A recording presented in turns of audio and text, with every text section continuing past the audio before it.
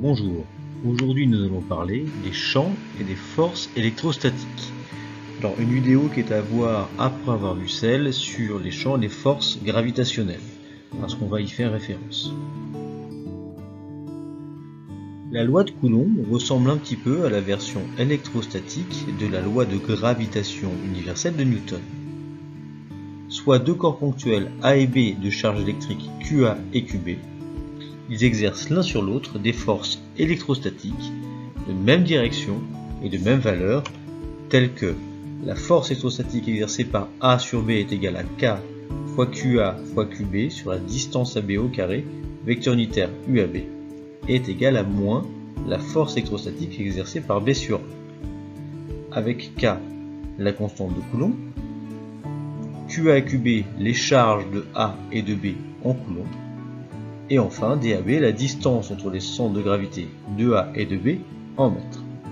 Donc ça ressemble beaucoup à la loi de gravitation universelle, mais attention parce que contrairement à la masse, les charges peuvent être soit positives, soit négatives.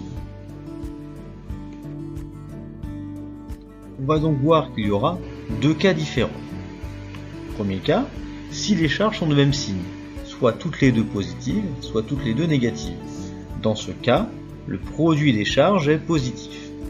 Cela signifie donc que la force électrostatique exercée par A sur B est dans le même sens que le vecteur unitaire UAB. On peut ainsi représenter le vecteur UAB, la force électrostatique exercée par A sur B et la force électrostatique exercée par B sur A qui est en sens opposé par rapport à la force électrostatique exercée par A sur B, donc en sens opposé au vecteur UAB.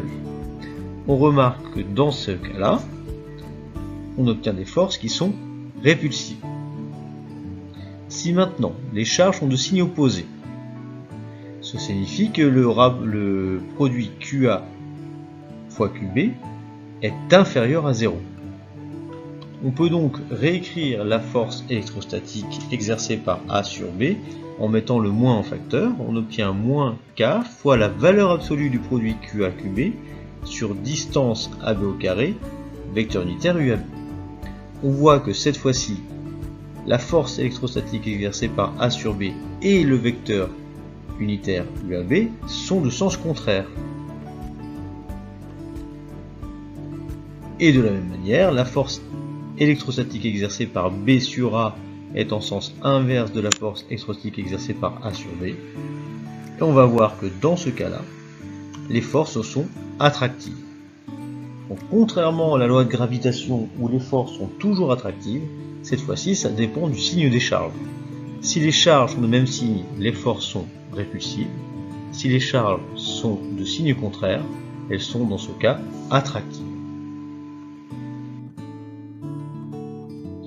Comme il y avait un lien entre la force de gravitation et le champ de gravitation, il y a aussi l'existence d'un champ électrostatique.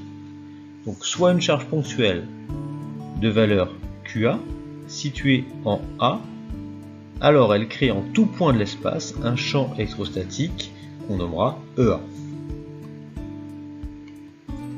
Si maintenant un objet ponctuel de charge QB est situé en B, dans le champ électrostatique EA créé par A, du coup cette charge subit une force électrostatique telle que cette force est égale à la charge de B multipliée par le champ électrostatique créé par A.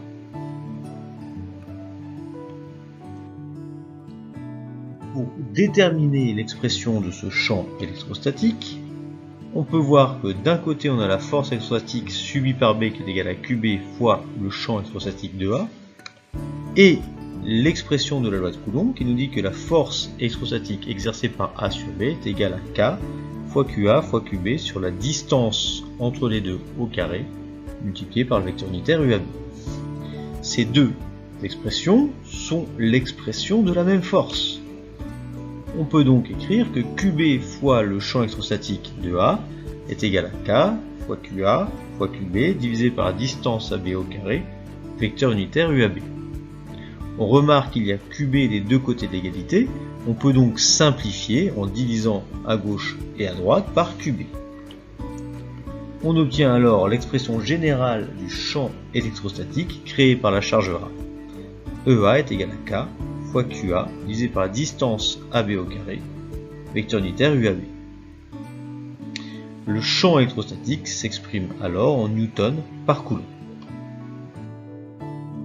Le sens du champ électrostatique va dépendre du signe de la charge QA. Premier cas, si QA est positif, alors on a le champ électrostatique créé par A et le vecteur unitaire UAB qui sont dans le même sens. On peut ainsi représenter le vecteur unitaire et le champ électrostatique créé par A. Si cette fois QA est inférieur à 0, si QA est négatif, alors dans ce cas, le champ électrostatique créé par A et le vecteur unitaire UAB sont de sens contraire. On peut à nouveau représenter le vecteur unitaire UAB et le champ électrostatique créé par A qui est dans le sens contraire.